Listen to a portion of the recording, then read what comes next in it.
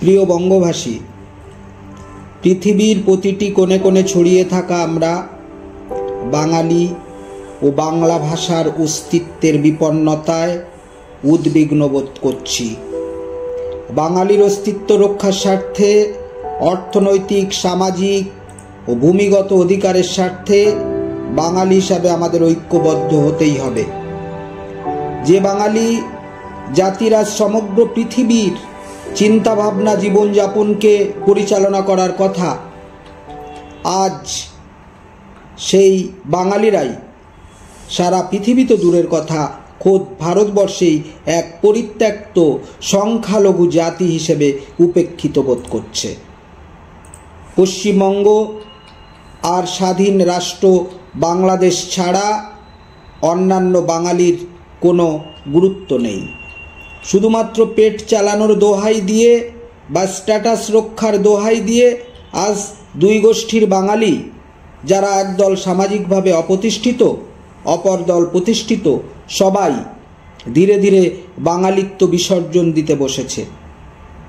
ভারতের অধিকাংশই প্রবাসী বাঙালি আজ বিভিন্ন সমস্যায় জর্জরিত, কোথাও ভূমিগত অধিকার রক্ষায়, কোথাও ভাষাগত, কোথাও সাংবিধানিক অধিকার রক্ষার অসম লড়াইয়ে তারা আক্রান্ত। তবুও সংখ্যাগরিষ্ঠ বাঙালি নীরব, তবুও বাঙালি জোট বাঁধবে না। ধীরে ধীরে বড্ড স্বার্থপর হয়ে উঠেছি আমরা। আমাদের মাথায় একবারও আসছে না যে বাঙালি জাতির অস্তিত্বটাই লোপ পেতে চলেছে।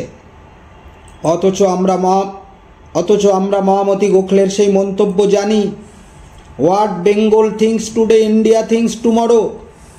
বিবেকানন্দ, নেতাজি সুভাষচন্দ্র বসু, রবীন্দ্রনাথ ঠাকুর, নজরুল, শরৎচন্দ্র, রামকৃষ্ণ পরমহংসদেব, মতিলাল রায়, হরিচাঁদ গুরুচাঁদ ঠাকুর সবাই কিন্তু বাঙালি, যেটা কারোরই অজানা নয়। ভারতবর্ষের প্রতিটি অঞ্চলে যান, দেখবেন যারা মারাঠি, যারা গুজরাটি, যারা বিহারি, যারা দক্ষিণ ভারতীয়, তারা সবাই কিন্তু ঐক্যবদ্ধ। যাদের ঐক্যবদ্ধ লড়াই সারা ভারতবাসী জানে। একতার অভাব শুধু আমাদের।